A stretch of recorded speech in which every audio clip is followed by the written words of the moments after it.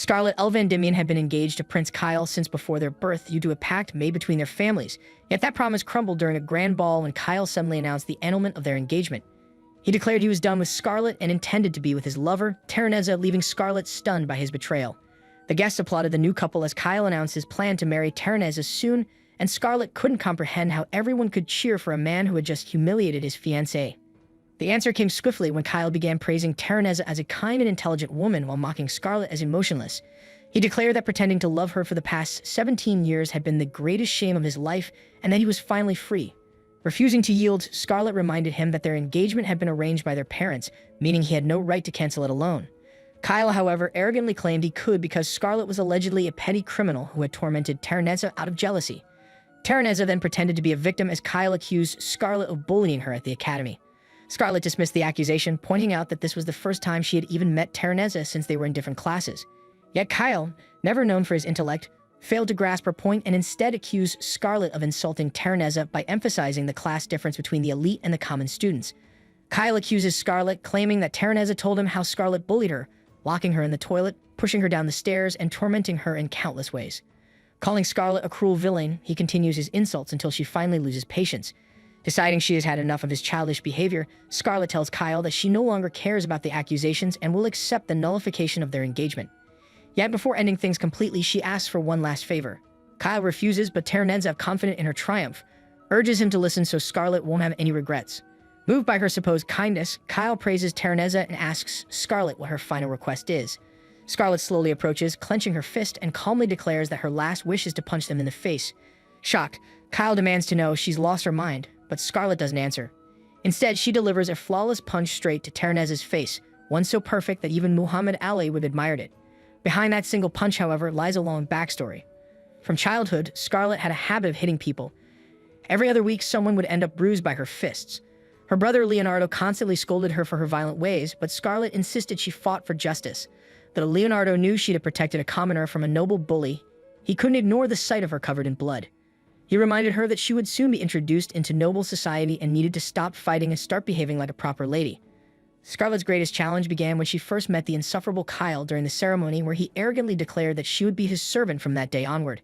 Knowing he was not only the second prince but also her fiancé, she forced herself to hold back the urge to punch him.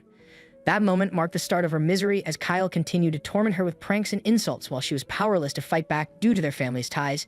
Even her father couldn't intervene against the royal family's influence, leaving Scarlet to silently endure years of humiliation. When she turned 15, she entered the National Academy with outstanding grades and quickly gained admiration from her peers. But her brief peace ended when Kyle, who attended the same academy, publicly announced that she would still serve him there as his slave. By then, Scarlet had grown used to his cruelty and faced his tantrums with a calm, unreadable expression. A few days later, Kyle barged into her classroom in a foul mood, berating her and demanding she buy him lunch. She apologized and agreed, but he wasn't satisfied. Instead, he dragged her away to punish her while his lackeys made sure no one told the teachers. Scarlet soon discovered that his rage came from being demoted to a regular class because of his poor grades, and he wanted to take it out on her. When he decided to cut her hair and show it off as a trophy, Scarlet's patience finally reached its limit, and she warned him to stop or she would report him to her family. Kyle insulted Scarlet's father, calling him nothing more than a lapdog for the royal family, which infuriated her to the point where she nearly sent him into the Shadow Realm. Before things escalated, the first prince, Julius, appeared and intervened, stopping the fight before it got out of hand. Unable to argue against his brother, Kyle left after being scolded, though Scarlet knew he would eventually return to trouble her again. She expressed her gratitude to Julius, who calmly replied that he was merely protecting his younger brother, then continued with light conversation that made Scarlet begin to admire his character. Aware that Julius was the strongest candidate for the next king, she understood why the corrupt nobles supported Kyle out of fear. However, admiration soon turned into envy when Julius achieved perfect scores in every subject, breaking her streak as the top student. Convinced of his talent and dedication, Scarlet's feelings soured when Julius casually admitted that earning full marks had been easy for him, making her furious and determined to surpass him. Yet when rumors spread that Julius had intentionally lost the next exam to make her happy, she became even more irritated and chose to ignore him completely. Despite this, Julius persisted, often following her after school and asking about her situation with Kyle. It was then that Scarlet noticed Kyle hadn't bothered her since the confrontation, and she realized that Julius had been keeping an eye on her to ensure Kyle stayed away, which made her begin to see him in a different, more favorable light. Julius suddenly began flirting with her, and Scarlet might have fallen for it if he hadn't called her an interesting creature. Stunned by the remark, she soon learned he truly meant it. He kept notes on her like a specimen. which is when her hatred for him began and she vowed to punch him and Kyle someday.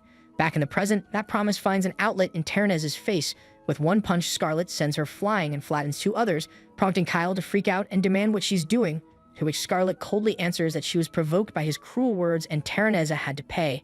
She then strides into the shocked crowd of nobles, each one corrupt in her eyes for celebrating the cancelled engagement, slips on the punching gloves she always carries, watches the nobles call guards, and immediately puts those guards to sleep with magic before beating the nobles one by one. They beg for protection and even offer slaves, though trade is illegal, but Scarlet judges them irredeemable, and activating her time magic to speed herself up, begins a furious blitz with fists rated E for everyone until all the nobles lie stunned on the floor. Only Kyle remains, already terror-stricken and wet himself, and as Scarlet prepares to strike him, Leonardo arrives too late. Scarlet's punch sends Kyle crashing into a wall. Leonardo was horrified by the sight of nobles lying scattered on the ground, while Julius found the scene amusing. Scarlet almost wanted to smack him but decided to hold back. She approached the two to greet them, and they immediately asked what caused her violent outburst. At first, Scarlet spoke like a machine, explaining that the nobles had committed unspeakable crimes and then tried to justify themselves, so she punished them. But when Julius asked for the real reason, she bluntly said they made her angry, so she knocked them out. Leonardo nearly had a heart attack, while Julius burst into laughter, saying he wished cameras existed so he could have seen how she beat them all.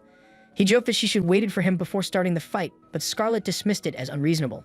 Leonardo began panicking about the aftermath, yet Julius reassured him he would handle everything. Suddenly, Scarlet felt dizzy and collapsed, with Julius catching her head before it hit the ground. 3 days later, she woke up to the sound of bells ringing in her head, realizing she had overused the power granted by Krenol, the god of time. As soon as she opened her eyes, a maid was on top of her with a knife.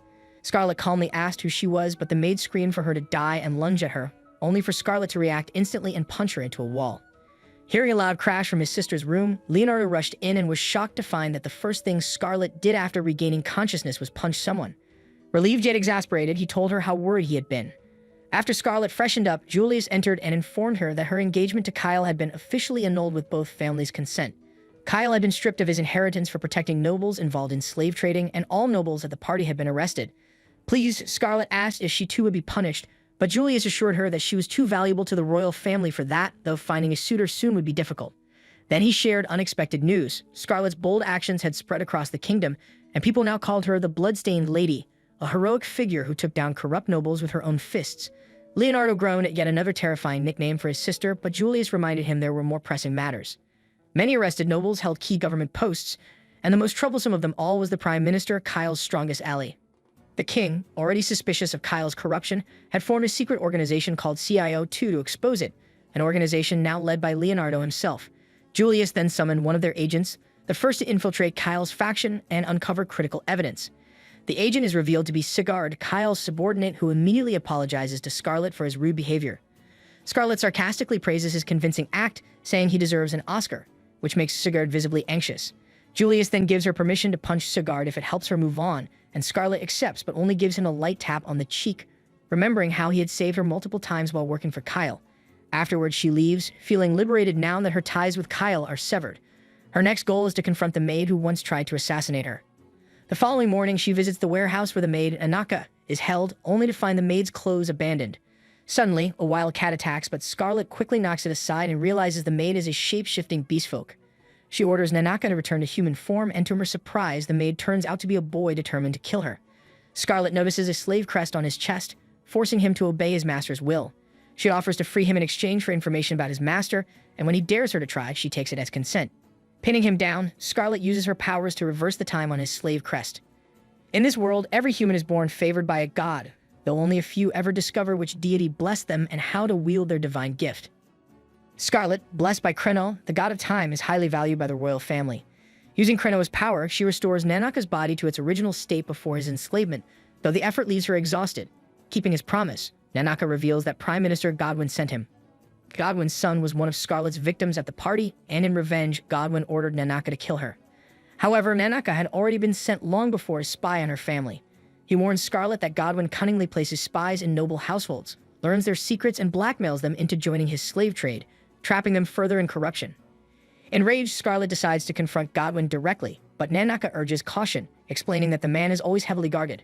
The crossbreed servant then advises her to wait for the upcoming slave auction in a week, where Godwin will appear. Though he doesn't yet know the auction's location, he promises to find out and connect Scarlet with the slave trader, eager for revenge against the man who enslaved his kind. Scarlet agrees to his help, unaware that Julius overhears everything. Days later, she and Nanaka visit the slums to locate the trader, where she mentions buying a chunk of mithril from a child for a gold coin. Nanaka tells her she was scammed, but Scarlet insists otherwise. Julius, who invited himself along, claims he only came to learn more about Nanaka's people, believing that understanding them will make him a better king. When Scarlet presses Julius, he admits that he overheard her conversation and didn't want to miss the chance to watch some thugs get beaten senseless. A group of them soon shows up, and Scarlet eagerly prepares to fight, but Nanaka stops her, insisting he can handle it with words. He offers to pay the thugs to take them to the trader named Junk, but they refuse, mocking them for looking weak. They brag about robbing a kid who sold a rock to a foolish rich woman for a gold coin, claiming that the strong always prey on the weak. Enraged, Scarlet enhances her strength and speed, swiftly knocking out 3 thugs before taking down the rest, who recognize her as the infamous violent noblewoman. She defeats the one with an eye patch and faces the last thug, the one who boasted about the strong preying on the weak. Mocking his words, she says that by his logic, she can do whatever she wants to him. He begs for mercy, promising to return the boy's money, but she says he can do that after the beating. In desperation, he blurts out the slave trader's location, and Scarlet thanks him before knocking him unconscious. Julius claps, and she demands to know what he was doing during the fight. He asks if she would have preferred his help, which she instantly rejects. Fearing Scarlet might ruin things or that Junk could recognize Nanaka, Julius goes to question the trader himself. With quick bluffing and threats, he learns the location of the next slave auction. On the way back, Scarlet calls him a potential common, and he retorts that it's better than being a violent maniac. Nanaka, watching them bicker, wonders if this is how the enemies to lovers story begins, just before Scarlet and Julius simultaneously turn to him for ideas on infiltrating the auction. Scarlet visits Zatharan and nobleman and the slave trader Junk had mentioned. Delighted to see a new customer, Zatharan still criticizes her for lowering herself to speak with a commoner like Junk when she could have asked another noble for his address. Ignoring the remark, Scarlet questions his connection with Junk. Zatharan explains that they had no real partnership. He only paid Junk to bring him any valuable slaves found in the slums. When Scarlet asks what he means, he lists dwarves, elves, and beastmen, then gestures toward Nanaka, calling her a valuable specimen. Nanaka stiffens at the comment, and Scarlet, furious, nearly lashes out, but Nanaka urges her to stay calm and follow the plan. When Zatharan stops laughing, he asks what kind of slave Scarlet seeks. She replies that she wants to attend the upcoming slave auction in the capital. His expression turns serious as he explains she must first be verified by revealing her status and trading at least 6 slaves. Scarlet offers him any amount of money, but Zatharan says it's not about payment. If she gives him the beastfolk's servant, he'll take her to the auction as the daughter of a distant relative. Scarlet, furious but composed, forced a polite smile and agreed to give the slave just to enter the auction. Leaving the mansion with Nanaka, she was shocked by the open slave trade but relieved their plan had worked. Nanaka, surprised she hadn't used violence, teased her until she pinched him. On the way home, Scarlet asked if he was sure, warning she could remove his slave crest later but couldn't protect him while he was enslaved. Nanaka yawned, explaining the man seemed intent on auctioning him and would guard his merchandise, his way of atoning for trying to kill her. As a nocturnal beastfolk, Nanaka transformed and fell asleep in her arms, and Scarlet carried him back to the inn where Prince Julius awaited. When she told him the negotiation succeeded, Julius was stunned she managed it without fighting, irritating Scarlet further when he joked about wanting to witness it. She ignored him, put Nanaka to bed, and stepped outside for air, only for Julius to follow, claiming coincidental business. At the market, an apple pie merchant offered Scarlet a free apple, and Julius joined, buying one too. A jewelry seller and a suspicious fortune teller followed, and Julius bought cheap items after haggling. When Scarlet asked his business, he admitted he had none and teased her for believing him, calling her cute. Scarlet, furious but unable to strike a prince, punched a wall instead. Julius laughed and offered an apple pie so heavenly she forgave him after he bought a second one. Noting his familiarity with the city, Julius explained he often skipped classes to explore. Scarlet remarked on the market's liveliness, recalling she had only ever bought bread before. Julius admitted he wanted her to see it, making Scarlet suspect he came just to show her around, though she wished he'd said so. Then he grew serious, confessing his hatred of boredom, that only twisted or ugly things had ever interested him, and that he was tired of pretending before foolish nobles who sought his favor. Julius noticed Scarlet, who ignored him, while his younger brother bullied her, so he approached her, offering to complain to his father if Kyle frightened her. Scarlet, however, responded with a creepy smile, calling it a joke, instantly capturing Julius's full attention, and he never stopped finding her intriguing. He confessed that most things bored him when he hated being bored, so he kept interesting things close, and none were more fascinating than Scarlet.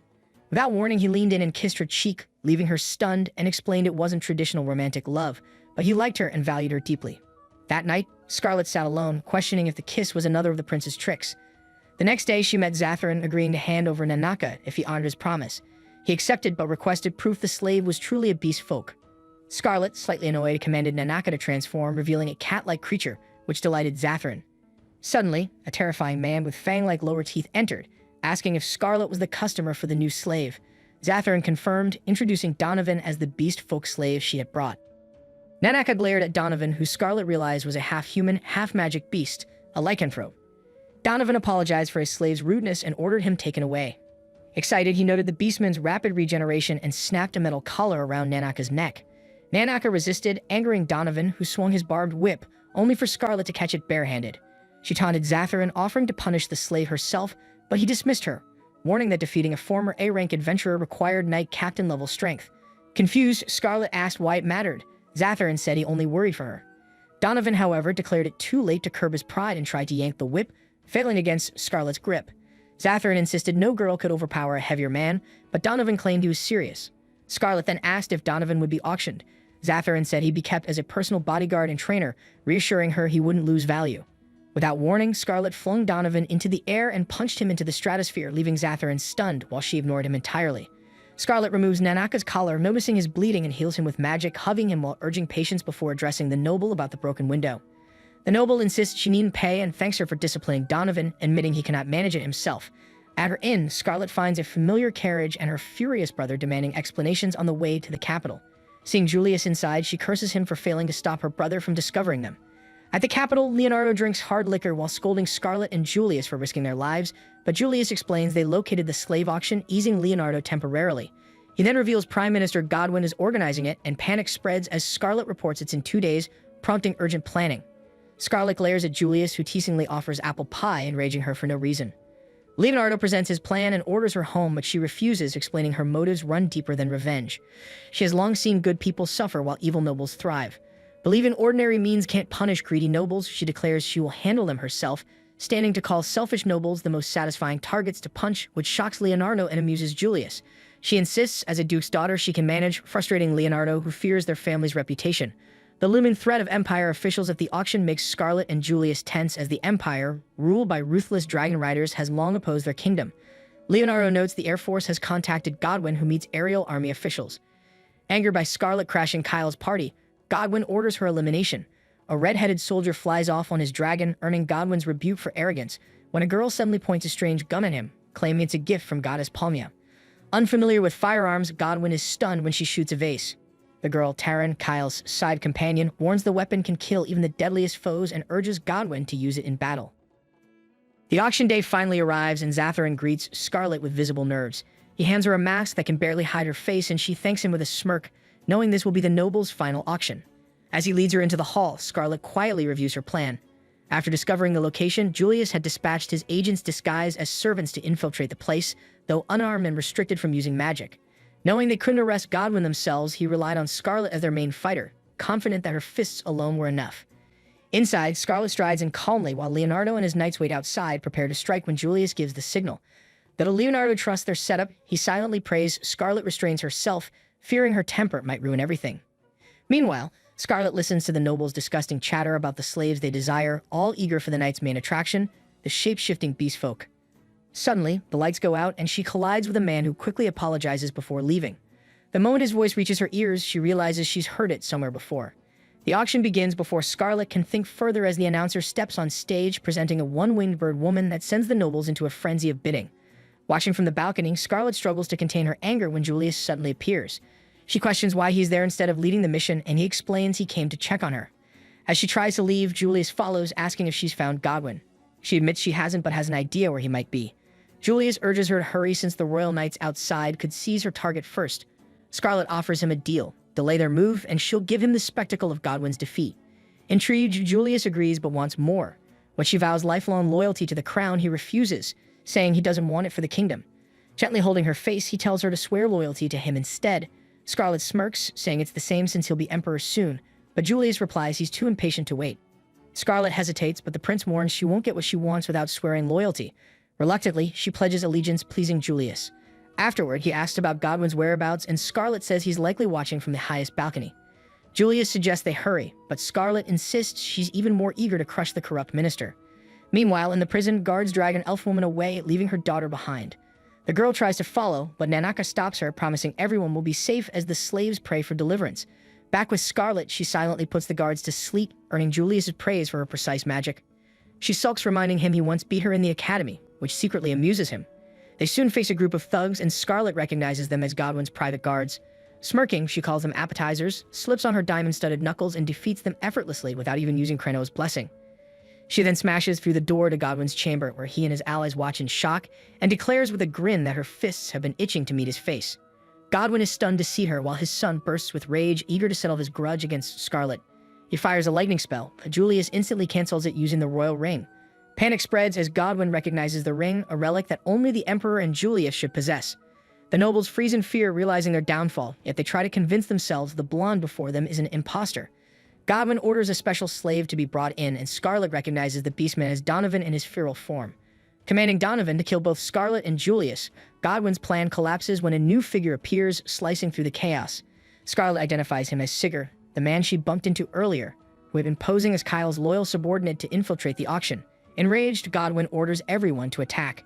Sigurd steps forward to defend Scarlet and Julius, but Scarlet pulls him back, declaring that the nobles are her prey and he's to fight only Donovan.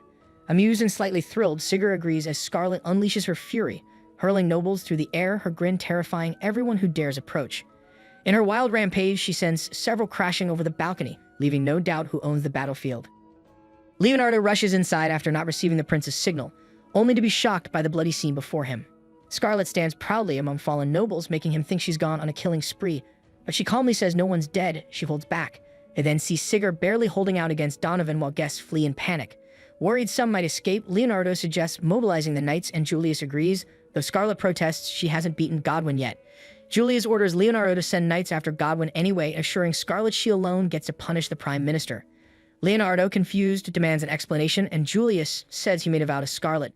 Leonardo misinterprets it as wedding vows and gets emotional, thinking his sisters finally found love, leaving Scarlet puzzled.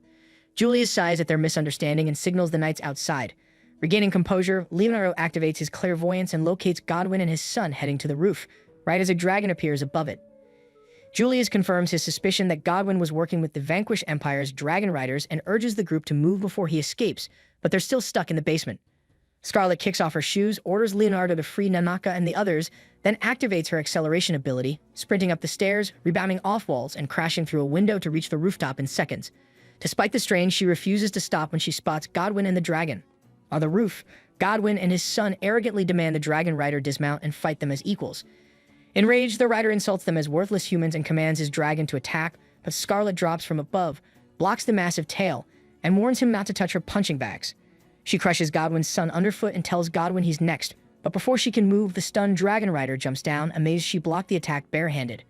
Pulling back his hood, he kneels, confesses his love, and proposes, only for Scarlet to reject him coldly and send him flying with a single blow.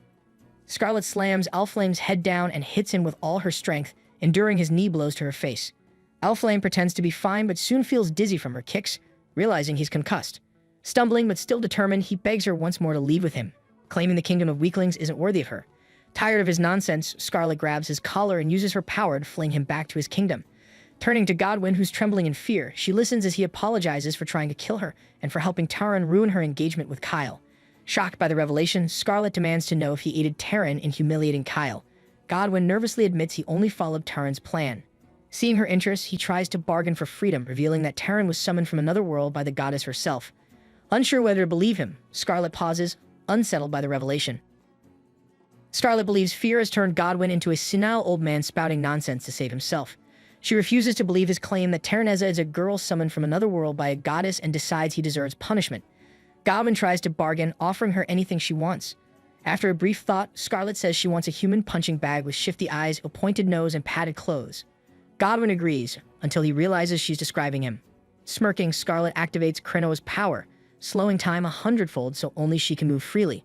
She unleashes a flurry of punches, striking him for every person he exploited, every slave he sold, for Nanaka's ruined life from her own attempted murder, and simply because she wants to beat him senseless. When her spell fades, Godwin is hurled away by the accumulated force. Scarlet bows gracefully before collapsing from overusing Kreno's power, her hair darkening at the tips and her hands bleeding. Fearing her brother's disappointment, she loses balance, but Julius catches her and heals her, remarking that if he didn't know her, He'd never believe a human fought here. Soon after, Leonardo and the others arrive, worriedly asking if she's all right. They wonder where Godwin went, and she explains he just passed through the wall. Scarlet had underestimated the old prime minister. He was still on his feet. Jumping down, Godwin drew the pistol Terranezza had given him and fired at Scarlet, but Julius threw himself in front of her, taking the bullet. Everyone froze in horror as Godwin laughed, pleased to have removed one obstacle. Enraged, Scarlet charged at him, slamming him to the ground with a single punch. Godwin smugly declared that her attacks were useless, protected by a gift from goddess Pomea.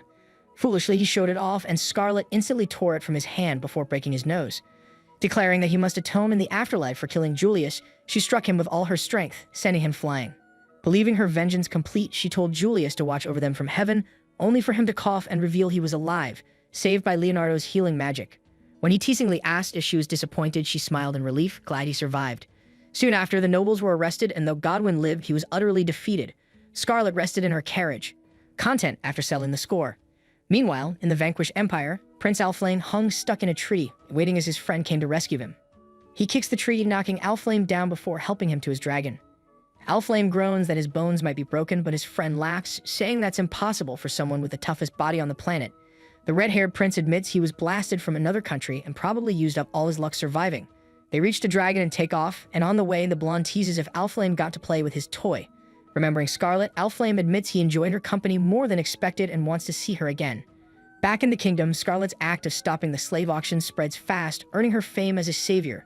Reporters flood the academy to learn about her, asking what kind of pet she keeps, expecting a cat or dog, only to discover it's Rex, Alflame's dragon. As Scarlet trains Rex, Nanako watches jealously until her butler arrives, reporting her new product is now stocked everywhere, though he doubts it will sell. Scarlet is confident Julius will buy plenty, and when the butler teases Nanaka's envy, Scarlet invites her to play. Nanaka happily transforms into a pup and runs to her, but maids appear and drag her off to help with arriving guests. Meanwhile, Terranezza visits the prison and hypnotizes the guards to let her in.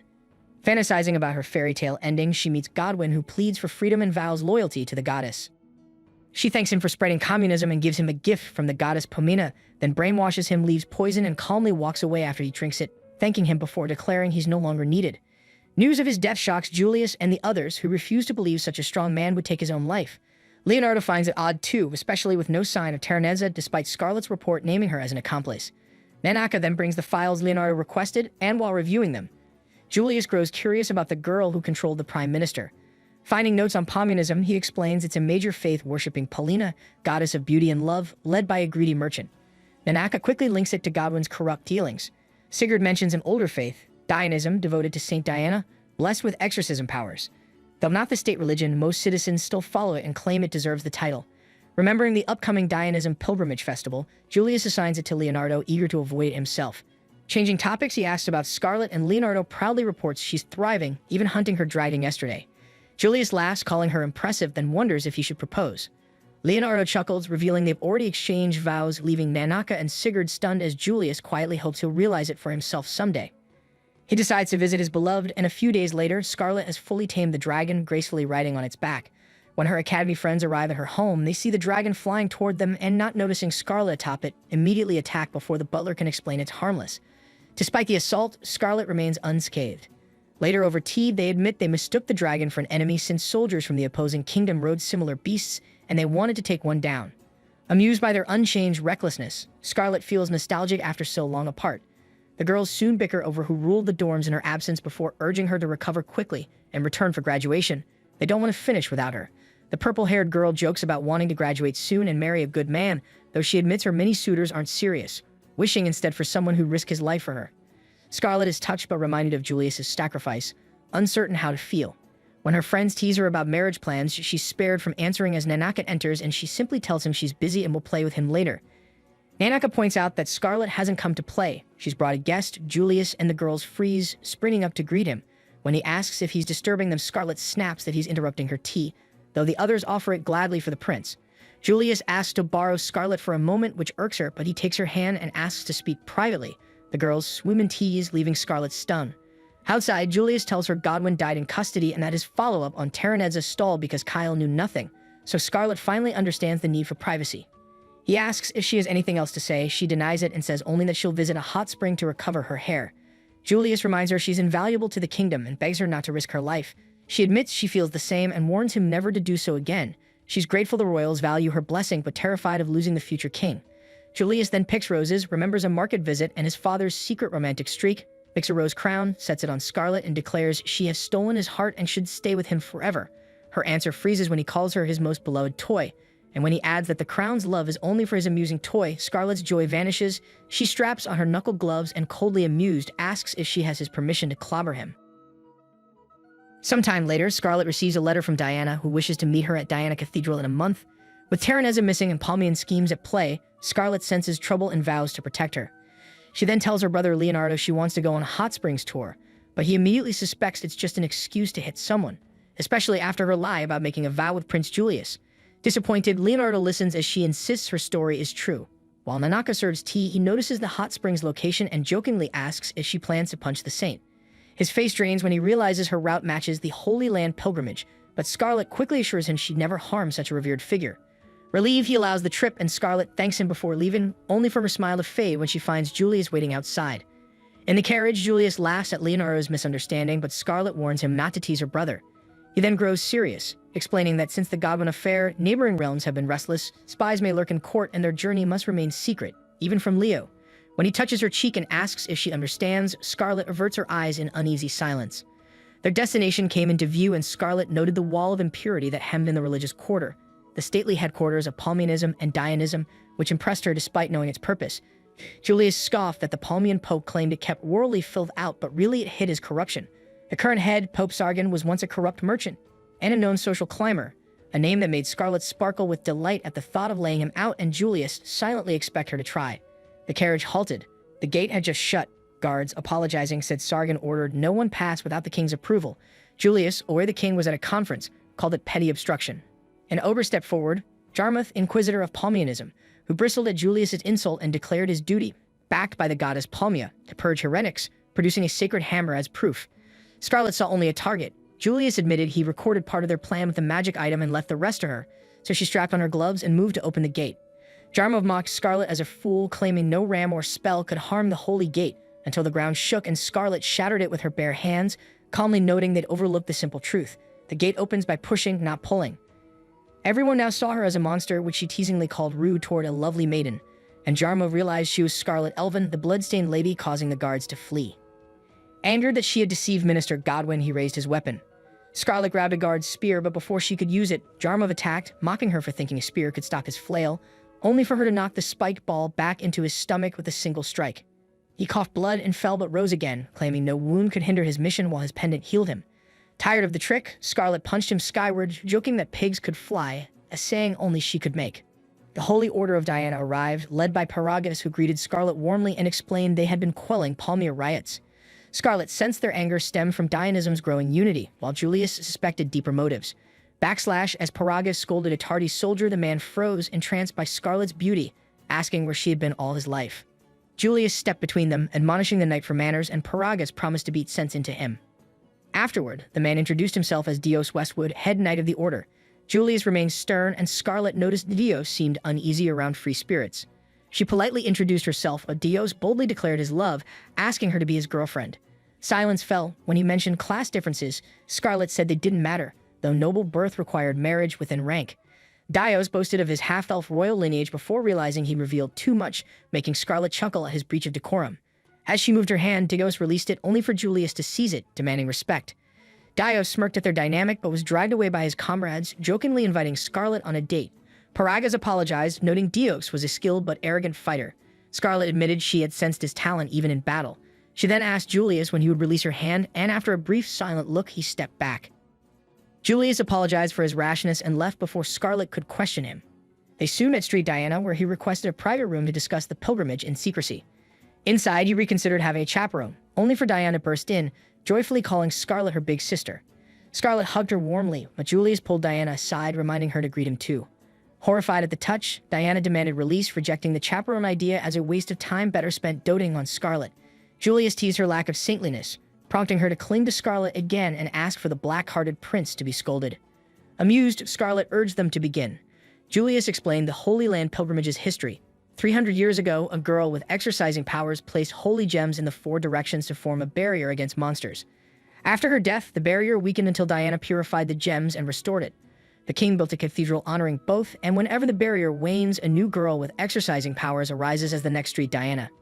Julius remarked dryly that the girl before him was the new street Diana, suspecting the saints of old must be turning in their graves. Irritated, Diana asked if he mocked her humble origins, but Julius ignored it, stressing the pilgrimage's importance in purifying the gems and renewing the barrier, which would begin in a few days. Diana complained about the exhausting parade, but Julius reminded her the people must see her alive and dignified, especially since she had lost her powers. Scarlet noticed Diana's brief sadness but smiled, agreeing she must do her part. She asked if Scarlet was staying over, and when confirmed, she excused herself cheerfully, promising to talk later. Julius called her bluff, and Scarlet told him to show kindness. He admitted his carelessness, leaving her to think that despite his strengths, he still couldn't grasp a woman's heart, perhaps weighed down by the pilgrimage. That night, Scarlet spent time with Diana, who admired tales of Scarlet punishing wicked nobles and hoped to grow strong, beautiful, and independent like her. When teased about young gentlemen, Diana scoffed at their bossiness but admitted Prince Julius looked fine. She vented about his constant teasing, punching a pillow, and vowed to make him pay, then flopped onto the bed, dreaming of a silver-haired, blue-eyed prince. Scarlet doubted such a combination existed. Their conversation ended when a maid reminded Diana it was bedtime. Diana begged Scarlet to stay, claiming it was allowed as Saint Diana, but Scarlet gently refused. Diana accepted, asking to be called Sonia, her private name. Though disappointed by the maid's interruption, her eyes sparkled at Scarlet's good night. Scarlet recalled Diana's earlier despair over losing her saintly powers and reflected on the god's cruelty, hoping the ceremony would go smoothly. On the day, Diana restored hope with the purifying chalice, and Julius declared the pilgrimage a success. Scarlet noted the crowd's support eased Diana's nerves, but cannon fire suddenly interrupted, sparking chaos. Scarlet leaped from the carriage, traced the attack to Palmian Cathedral, grabbed a polearm from a statue, shattered the monument, and declared it was time for her own festival, a festival of blood. Knowing where the culprits hid, Scarlet used her chrono acceleration blessing to hurl a spear skyward, which smashed a building and ignited the disciples' gunpowder, blowing the place apart. She strolled in carrying the severed head of the Palmia statue, admitted she had thrown it, and at first was laughed off until someone named her, Scarlet Elvandin, the silver-haired devil. Noting that no one was hurt, she offered a dry greeting about their sudden misfortune while they mocked her, and summoned the wise to pass judgment. Cotter arrived, outraged that she desecrated Palmianism's home, faltered at the sight of the statue head, and began a spell only for Scarlet to slam the head into his face, rip off his pendant, and mute his moralizing by knocking him out with a single blow. The disciples, claiming their mission to stop Diane and the festival had cost them sleepless nights, rallied to purge the heretic. Scarlet, contemptuous, asked if they saw what their noble quest had done to the plaza, sent the first attacker flying, and warned that stupidity might require death, or at least pain equal to it, and she was ready to find out with their help. When the authorities arrived, Scarlet stepped out smiling, saying the culprits were unconscious inside, and left, leaving everyone puzzled. The crown's healers tended the wounded, and Scarlet guessed Julius had sent them, admiring his responsibility. Peace returned briefly before Diana suddenly fell from the festival float. Scarlet and the knights were too far to help, but Leonardo appeared on horseback and caught her, checking if she was unharmed. Later, Sigurd reported to the prince that the town was calm and the Holy Land pilgrimage had departed safely, though Julius found it suspicious that the Palmians had a trap ready despite only the pilgrims knowing their arrival. He ordered Sigurd to infiltrate the Palmians to uncover their motives, suspecting a spy, and Sigurd accepted. Meanwhile, Leonardo asked Scarlet why she joined the pilgrimage. She claimed she had come to the capital by chance, witnessed Palmian wrongdoing, and gave up her hot springs trip for the greater good. Leonardo doubted her excuse but didn't press. He mentioned the Palmian disciples, spoke of a silver-haired devil. Scarlet feigned ignorance, trying to distract him with a cookie, but Leonardo asked if she was at the center of the incidents. Calmly, she said she was only assisting the pilgrimage, providing help only she could offer. Leonardo assumed her silence was due to the prince's orders, noting the Palmians had become reckless and their cannons were unloaded this time, and warned her that even her blessing couldn't handle everything alone, advising her to seek her brother's help. Surprised but touched, Scarlet agreed. That night, Paragas chased Deos for skipping work. Deos spotted Scarlet and tried to greet her, but Paragas dragged him off to gather firewood. Soon after, a maid told Scarlet Diana had been acting strangely since yesterday. Checking on her, Scarlet found Diana blushing and rolling in bed, screaming until Scarlet restrained her with a blanket. Diana admitted she couldn't calm down because Scarlet's face reminded her of Prince Charming, making her heart race, and confessed she had fallen in love with Leonardo at first sight and couldn't stop thinking about him. Smiling, Scarlet praised her taste, calling Leonardo the most wonderful man in the world. And when Diana said she didn't know what to do, Scarlet assured her she had the perfect idea.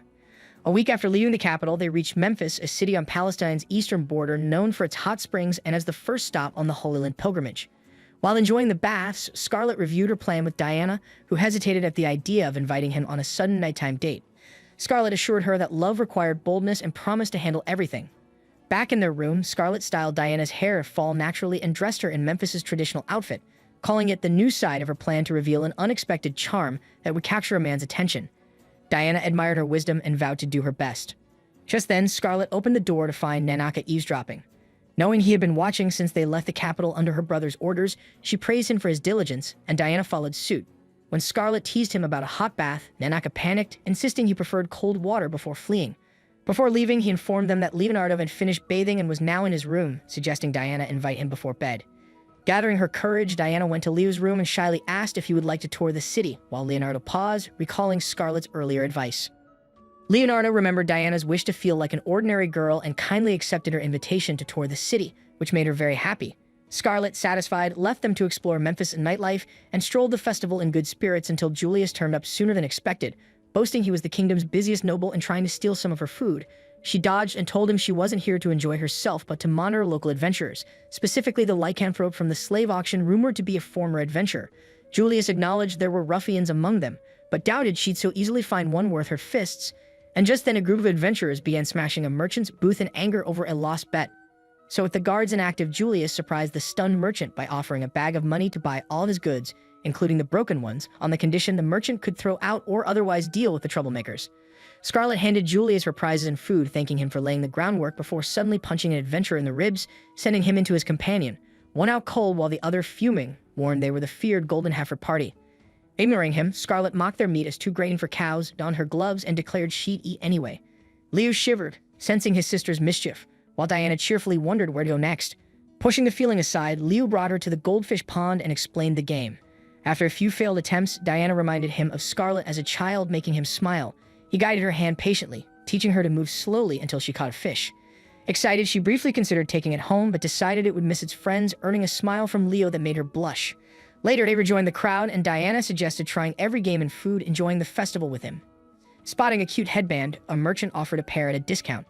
Despite Leo's hesitation, her sparkling eyes convinced him, and soon they were wearing matching cat ears. Delighted, Diana realized how happy small things like matching accessories could make her. When two drunk men passed by, Leo instinctively pulled her close, warning her not to wander, and gently explained that a crowded bar could be dangerous. Embarrassed, Diana apologized, saying she got too excited being out at night. Though touched by his kindness, she felt infantilized and asked if that was how he saw her. Leonardo apologized, saying she reminded him of a young Scarlet, but Diana insisted it was impossible. Scarlet was always graceful and strong, while she was a clumsy tomboy who needed protection. Tears forming, she admitted she could never compare.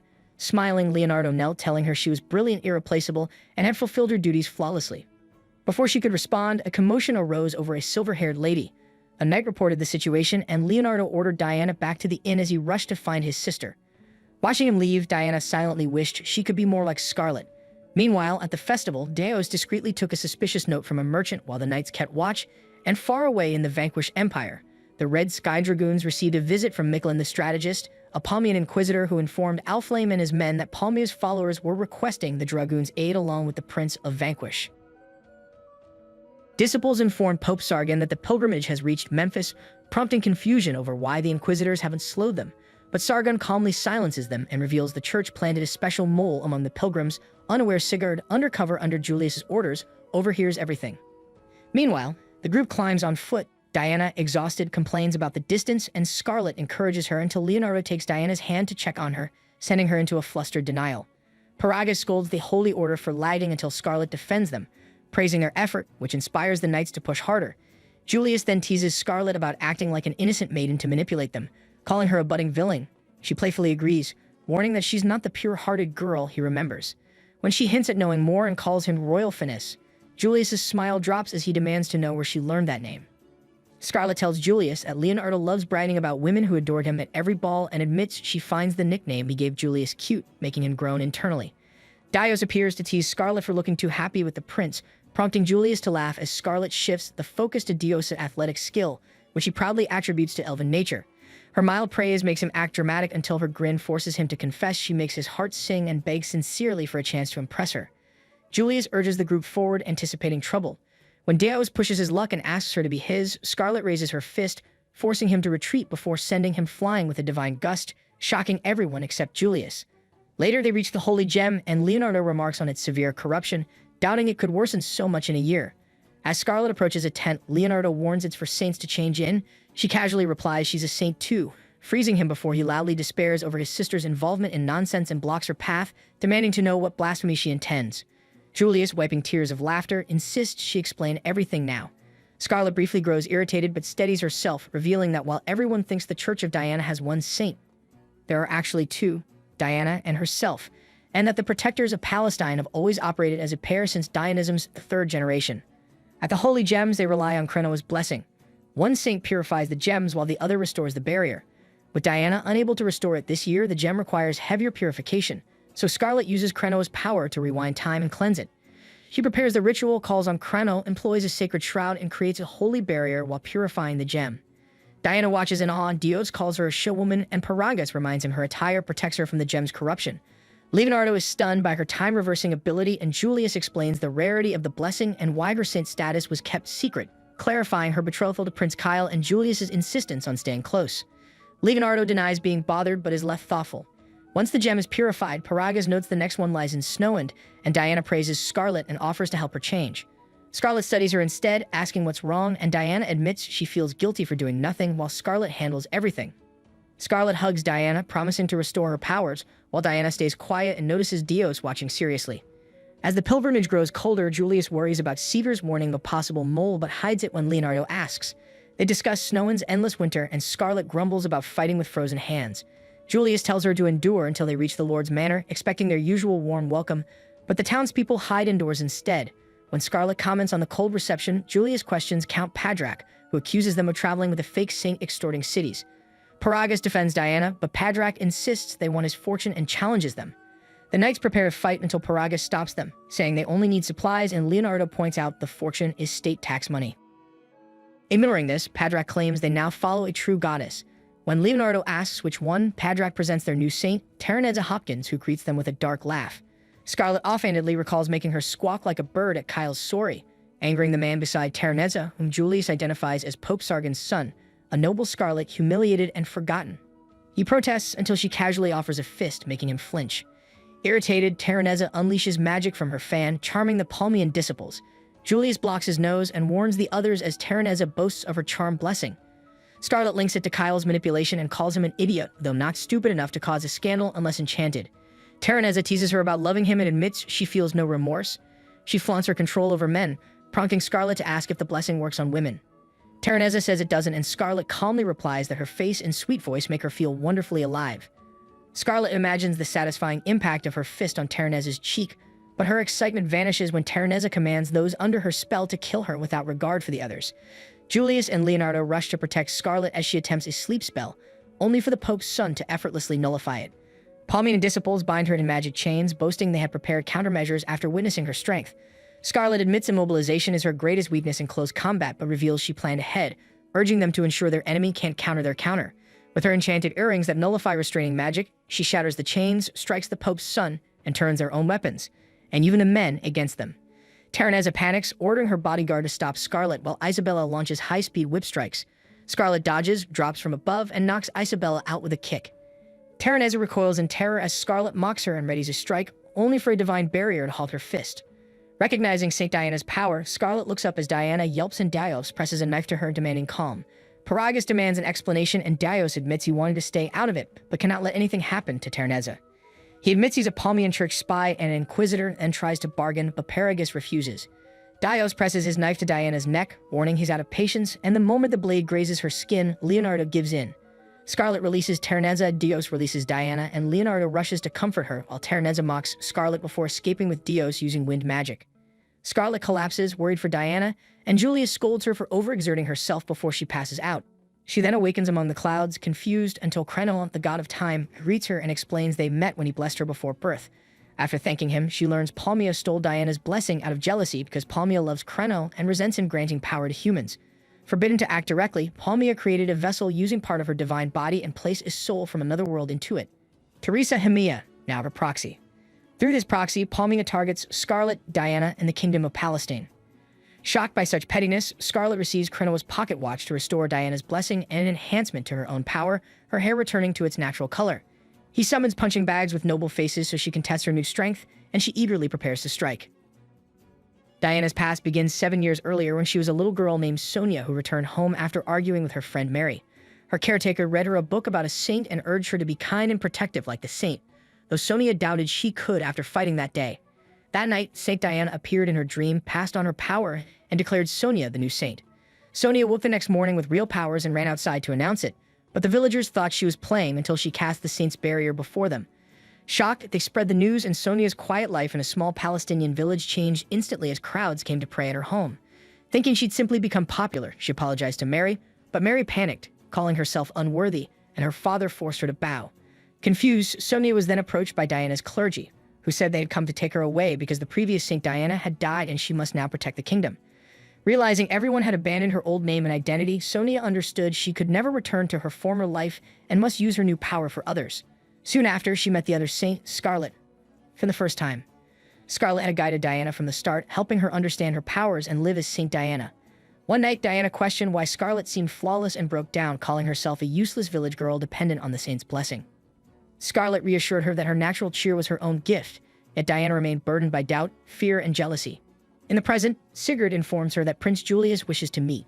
Diana visits him in Scarlet's room and asks about Scarlet's condition, but she remains unconscious. Julius' cold gaze shows he knows of her betrayal, revealed by a captured Palmian claiming Street Diana and Dios leaked information. Diana takes responsibility, believing Scarlet's danger is her fault, and asks if he intends to arrest her. Julius refuses, saying arresting the saint will cause chaos and distress Scarlet when she wakes. She will stay free during the pilgrimage, though he demands to know her motive. Before she can reply, a blinding light erupts from the Holy Gem's direction, where Tereneza stands in a pillar of radiance with her staff, announcing the gem's destruction and the victory of the light of love. Tanaka watches in shock as Avalyn and Baroque return to bow before Tereneza, who thanks them and the paladins of Immaculate Divinity for their cooperation. Baroque wonders about Mechalon's absence from Vanquish, but Avalyn suspects Tereneza has already moved to Falconea, and that Vanquish will accept their offer after long conflict with Palestine. Nanaka, stunned by the alliance forming with other realms, tries to warn Scarlet, but Avalyn senses a rat, and Tereneza silently unleashes magic, dropping Nanaka before he can escape. She identifies him as Scarlet's ally as he internally apologizes. Meanwhile, Leonora reports to Julius that the Holy Gem is gone, the barrier has fallen, and thousands of monsters will reach Snowwind within an hour. Realizing something is wrong with normally disunited monsters moving together, Julius orders a district-by-district evacuation and for citizens to be gathered and let out. As the nights move, Sigurd arrives with news that Eldrin and Falconea have declared war on Palestine and their forces are advancing, pushing Julius to return to the capital. Accepting this, he instructs Leonardo to send the garrison and the saint's procession back to Diana Cathedral once the evacuation is finished. Diana watches Julius and Sigurd leave for the capital and, noticing everyone's anxiety, understands the strange light was serious. Sitting by Scarlet's bed, she recalls Scarlet saying her smile brightened others, yet Diana believes her twisted heart can bring joy to no one. She cries, unable to understand how she hurt the person she loves most, torn between love and jealousy. Dio suddenly enters, bragging that he slipped in after taking out the guards. Diana glares and refuses to spy for the Palmians anymore. He reminds her why she betrayed the Dynas, and after a long silence, she remembers. In the past, the clergy told her her blessing would never return even with the old saint's staff, calling her useless and waiting for a successor. Ready to throw the staff away, she was stopped by Dios, who offered to restore her power. He crushed a crystal containing Saint Diana's blessing, taken from a Palmian priestess, and revealed he was a Palmian spy. He promised that with such gems and Palmia's power, she could regain her blessing, and Diana instantly understood that without it, Palestine would fall to monsters. Terrified and desperate to feel valued, she let Dios manipulate her into leaking a year's worth of secret information, agreeing only after he swore no one would be harmed. Now, Dios urges her not to stop, but she refuses, wanting to live honestly like Scarlet. Deciding Scarlet must be eliminated, he attacks. Diana fights through tears to protect her sister, but he easily lifts her. At that moment, Chronos of power surges through Scarlet as she wakes and punches Dios out the window and across the city. Diana, stunned, cries in relief as Scarlet casually says it's the best way to wake up. Meanwhile, on the road, Julius and Sigurd discuss the destroyed Holy Gem, the simultaneous war declarations, and Palmia's likely role. Julius warns that if Vanish joins the conflict, they may have to fake surrender, but a massive dragon suddenly appears and he asks Sigurd if he has any white cloth. Jin, vice captain of the Vanquish Imperial Red Sky Dragons, lands with his dragon, apologizes for crossing the border, and delivers Prince Elflame's message to Julius, who is shocked by its contents. Meanwhile, Holy Order Knights capture the wounded Dios, tie him up, and plan to interrogate him, though one quickly considers killing him. Scarlet arrives, stops them, and questions Dios herself. He jokes and secretly cuts his ropes, tries to flee, but she paralyzes him with Chronos' blessing and tells him Diana already explained everything. Expecting she wants info on the Palmians, he's confused when she instead asks for his true feelings, noting he tried to save Diana like her own brother would. Realizing she noticed, Deus admits she's right and finally reveals Sonia is his half-sister. His mother was the elf and his father the human, and though he once saw his father to punch him for abandoning them, seeing young Sonia smiling changed everything. Scarlet reacts with clear disgust as Deus gushes shamelessly about his half-sister, praising her personality and small figure while insisting his love isn't romantic. Even though his face says otherwise, he suddenly grows serious, explaining he joined the Palmians only to bring back her smile after she lost her blessing, believing Terraneza could restore it. But since Sonia no longer cares about regaining it, he plans to betray Palmia too. Scarlet, already irritated, receives from him a secret Palmians document meant to earn her trust, but she tears it apart and reminds him that leaking information endangered innocent people, and no excuses or words can fix that unless he opens his heart honestly. She recalls speaking to Sonia after her confession, telling her she must apologize, accept punishment, and make things right. Sonia had agreed through tears with a gentle smile, remembering that Scarlet tells Deus that his sister is far stronger than he realizes. Back in the city, Leonardo uses clairvoyance to confirm the monsters are still advancing, while the paladins evacuate the citizens and Diana soothes the frightened children. Urging them to move faster, Leonardo insists they must reach the capital before sunset. The group departs and later camps by a lake at nightfall. There, Scarlet reflects on everything she missed while unconscious: the broken purification crystal, the monster attack, and the neighboring kingdoms declaring war. She glances at the watch god Cronoa gave her, wishing she could focus on restoring Diana's power, but knowing more urgent matters now come first. Julius then suddenly emerges from the nearby bushes, startling her. She questions why he's here instead of heading to the capital, and he claims he already went, finished important tasks, and rushed back to check on her. When he suggests playing catch to cheer her up, Scarlet finds his behavior suspicious. She offers him head parts instead, and he briefly sprouts puppy ears before denying he's a dog, which confirms her suspicion. She states that the real Prince Julius is behind him, and as the imposter turns, surprised he wasn't there earlier, Scarlet knocks him out, revealing his true form, a small puppy. She realizes the fake Julius was actually Nanika under Turin's control and holds him tightly, relieved he returned despite the danger. Later, Nanika wakes up on Scarlet's lap in a moving carriage, confused until he hears her voice. He immediately apologizes for failing his mission and tries to report the Palmians' cooperation with enemy nations, but Scarlet gently stops him, explaining she already knows and that they're heading to a strategy meeting about Palestine's enemies, something she's excited about, mostly because she can't wait to punch people in the war. When the meeting begins, Julius explains that Palestine is surrounded by powerful nations: Falconia to the north, Elran to the west, Vanquish to the east, and Lindbergh to the south. Scarlet knows they're all stronger but usually keeps one another in check. Julius then states that after the purification crystal shattered, Falconia and Elran declared war and a massive horde of about 50,000 monsters invaded.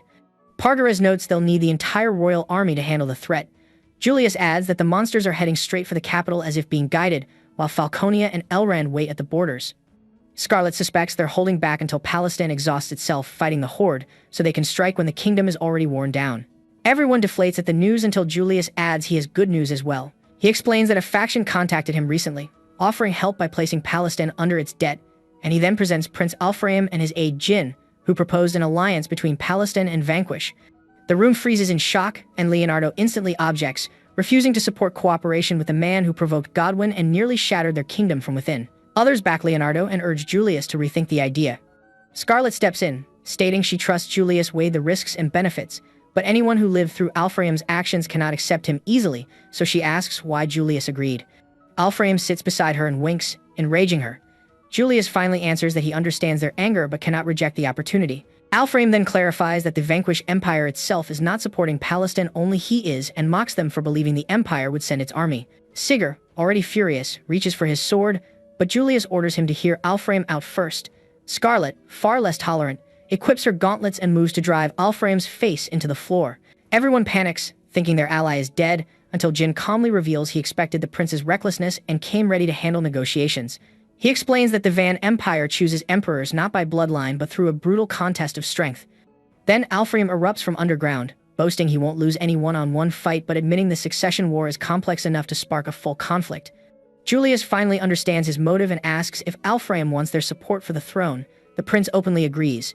Julius notes Alfraim can't save Palestine alone, but Alfraim replies he isn't alone. A soldier rushes in, reporting thousands of dragons over the capital. Alfraim assures them it's the Redski Dragoons, the Van Empire's elite dragon rider squadron under his command, easily capable of wiping out 50,000 monsters. When Julius asks if they can really handle that alone, Alfram points out his squad fights demon continent beasts daily, unlike Palestine's sheltered soldiers. Julius agrees monsters can't be reasoned with, but against other nations, the army serves as leverage, and he aims to end the war peacefully. When Alfram asks if he'll negotiate with all three bordering countries, Julius explains Lindbergh has chosen to stay neutral, and then requests intel on the remaining two. Alfram realizes Julius noticed the Dragoon's northern detour and praises him, only to learn Jin had told him everything. Alfram is stunned as Jin admits he shared intel early to build trust, and Alfram reluctantly calls it smart. Nanica whispers that Alfram must be kind to tolerate such subordinates, though Scarlet considers him an idiot. Suddenly, Alfram rises and reports spotting the Falconia army in the northern forest, accompanied by elves and beast folk, too many for scouts and too few for a main force. Julius studies the intel and realizes Falconia's sudden aggression must come from external pressure, meaning they're open to negotiation. Believing calming them could open a path to Elran, he assigns Dios, a skilled half-elf infiltrator, and Nanica, who hopes to reach her family and trusts the beastkin to avoid needless bloodshed. Afterward, Scarlet watches them argue about their route but ignores it and joins Sigurd as he prepares knights for a possible Elran attack. She wins them over instantly and vows to protect the kingdom before flying off on Rex, startling Leonardo while Julius merely waves. She lands at the Redski Dragoons' camp, introduces herself, and asks for Prince Alfram, only to get annoyed when the guards whisper about her being the Inferno bride and Rex being a wedding gift. Alfram arrives just in time for her frustration to peak, and she orders Rex to grill him. The flames leave him unharmed, and his troops cheer. Alfram calls his riders to battle and urges Scarlet to go all out. She tears through a monster horde with ease, complaining they're too weak, until reports come in about a giant pig monster holding a rider hostage. Seeing a challenge, she follows Alfram to an enormous orc who boasts he was reborn as an orc god by goddess Pomia and loves eating human women. Scarlet replies that her favorite meat is pork.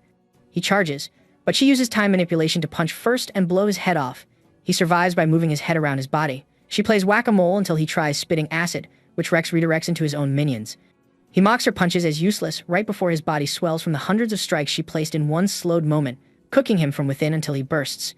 His followers flee, the riders gape, and Scarlet tries to avoid the attention, but a wind spirit arrives carrying Dio's warning that their side is falling apart and talks with Falconia are now impossible. Seeing a massive monster horde blocking their path to Falconia, Nanica questions how they can get through, and Dio suggests using the hard-working Redski Dragoons as a decoy to rush into the forest, though Nanica doubts their reliability.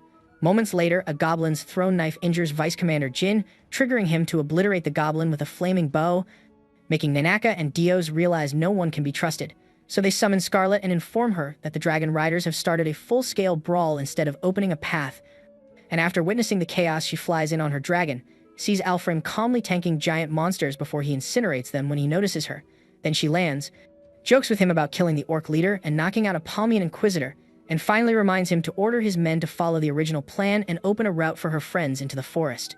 Alfram, barely recalling any plan, answers Scarlet's request by flying his dragon above the battlefield and diving down like a living inferno, superheating his body and detonating himself to incinerate nearby monsters before sprinting through the rest, leaving a blazing safe zone that lets Scarlet signal her allies to charge as Dios and Nanica cross to the forest, where Dios confidently claims he can persuade the Falconian forces using his elven royal blood, a claim Nanica quietly doubts, leading to an argument about trust in which Nanica admits he spared him because Scarlet, cold at a glance but warm to those she believes in, chose to trust him again, stunning Dios, who insists traitors should be hated and reveals his hatred for his clan who cast him out, nearly confessing the same toward his absent father, but stopping as he thinks of Diana. Dios admits he no longer knows if he truly hates his clan, then warns Nanaka that trusting others can be dangerous. They draw their weapons and charge, only to slash through arrows fired by surrounding elves and beastmen, who Nanaka realizes are brainwashed by Tyrannis' influence. Unable to reason with them and fearing that defeating them would ruin any chance of peace, they hesitate as a beastman attacks, but a sudden spell puts the attackers to sleep. Confused, Nanaka watches as the trees part for the elven chieftain, whom Dios recognizes and confronts. Nanaka lowers his weapon and explains they are messengers from the Palestine kingdom seeking a ceasefire, while the chieftain claims he is only monitoring monster activity and intervenes to save his brainwashed people. As his guards keep Nanica back, he takes the unconscious elves and tells them that the war was started by the Beastmen faction and that they must negotiate with them if they seek peace. Dios suddenly commands the wind spirits and tells the chieftain he has come to bargain, revealing the chieftain is his mother's brother and that he inherited the power to control the wind from her, promising to hand over the spirits if the chieftain uses his full authority to force a Beastman's ceasefire. While elsewhere, Scarlet surveys the battlefield and sees Alfram's Dragon Riders have defeated nearly 2/3 of the monsters, only to find Alfram unconscious with severe burns as his dragon shields him from an approaching horde, prompting her to leap down, kill attacking monsters, stand alone against the swarm, equip her gauntlets, and slaughter them into a mountain of corpses before checking on him, expressing gratitude for the risk he took to clear their path, healing his wounds, and informing him that about half the soldiers are injured but being treated and that no one has died, which greatly relieves him. He reflects on the flowers scattered across the ruined battlefield as Scarlet notices that even someone so brutal can be gentle, before he snaps back into teasing and warns her not to stare or she might fall in love. And soon after, Dragoon Riders confirm Scarlet has slain the most monsters and earned the title of Hunt Queen, which she overhears while tending to Julius as he works.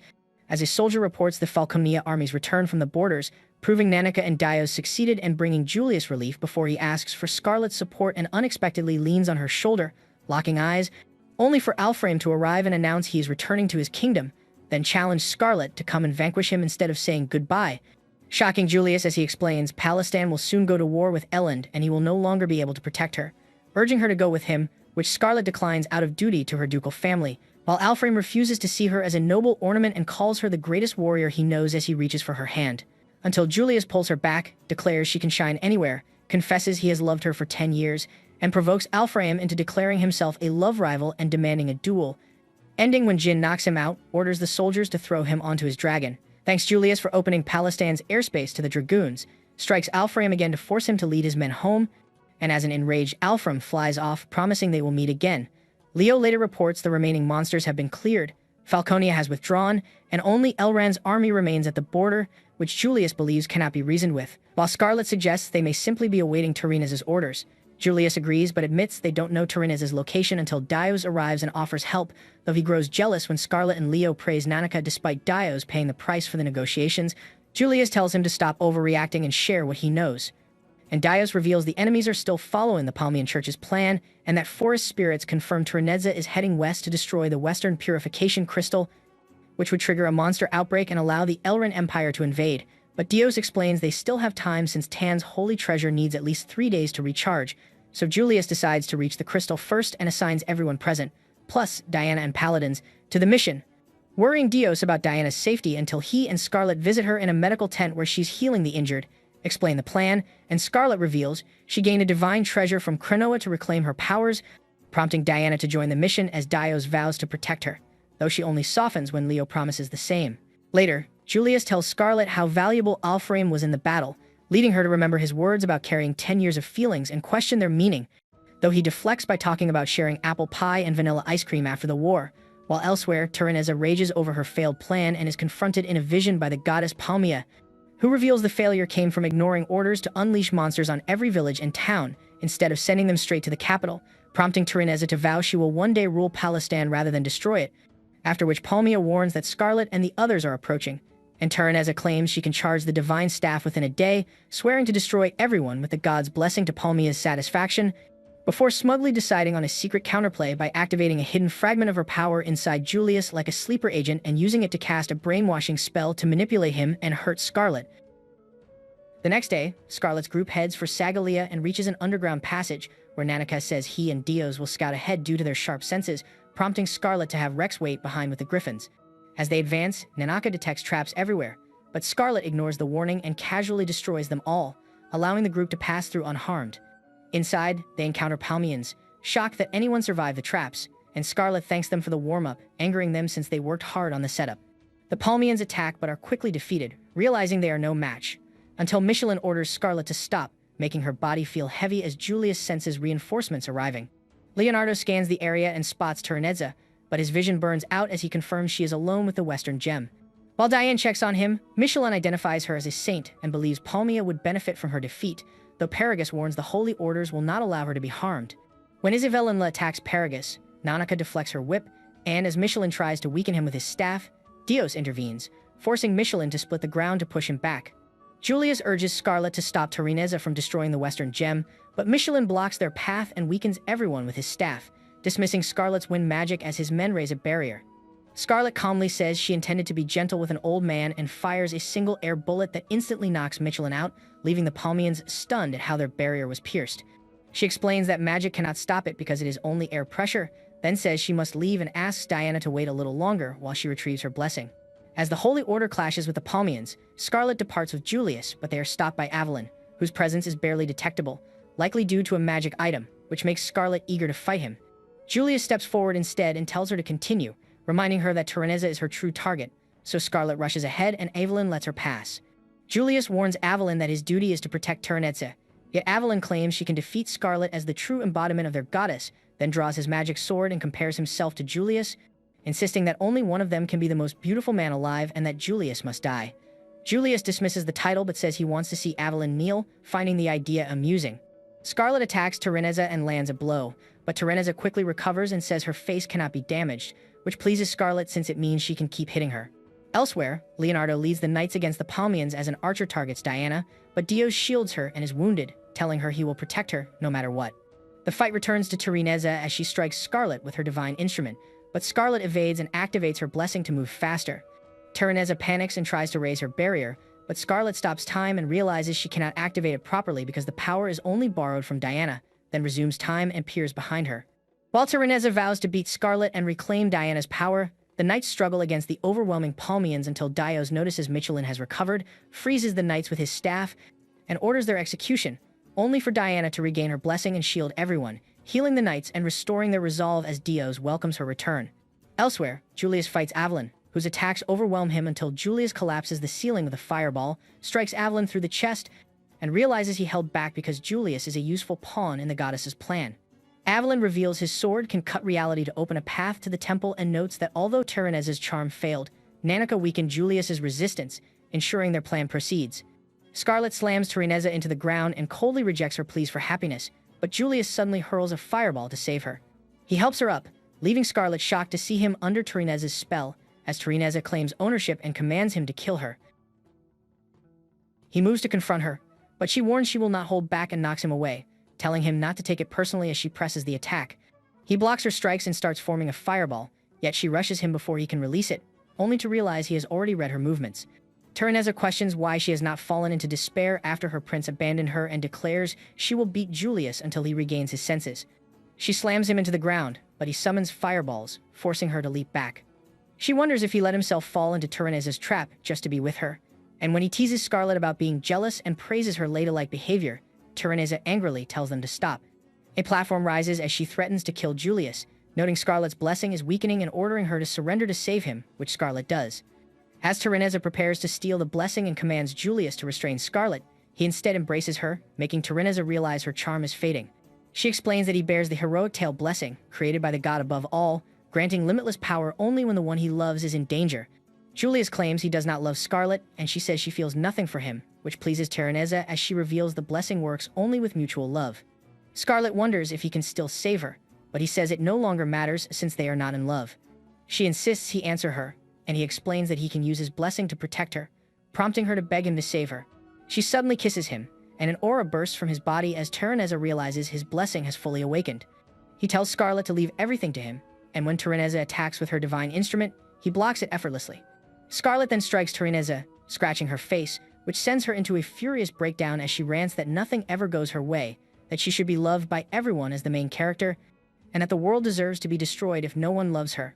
Palmia suddenly appears beside her, reassures her of her love, and takes control of her transforming body, urging her to show the true power of the leading lady as Terraneza activates her spell.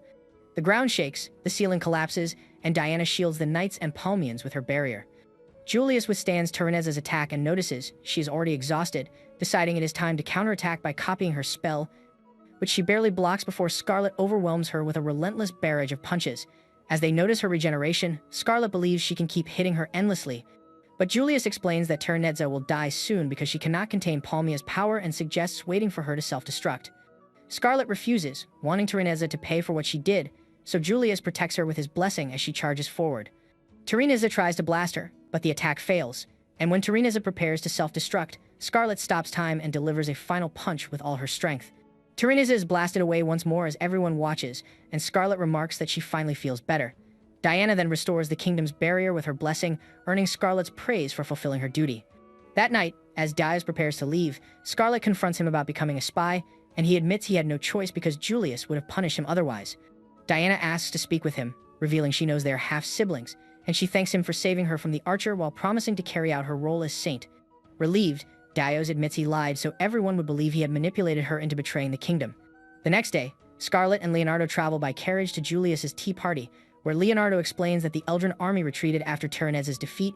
Julius testified against Sargon, and the Palmians recognized Diana as the true saint after she saved them, leading them to claim they were brainwashed and dissolve their religion. Scarlett asks if Leonardo knew about Julius's blessing, but he says Julius never told him and adds he would not trust him anyway.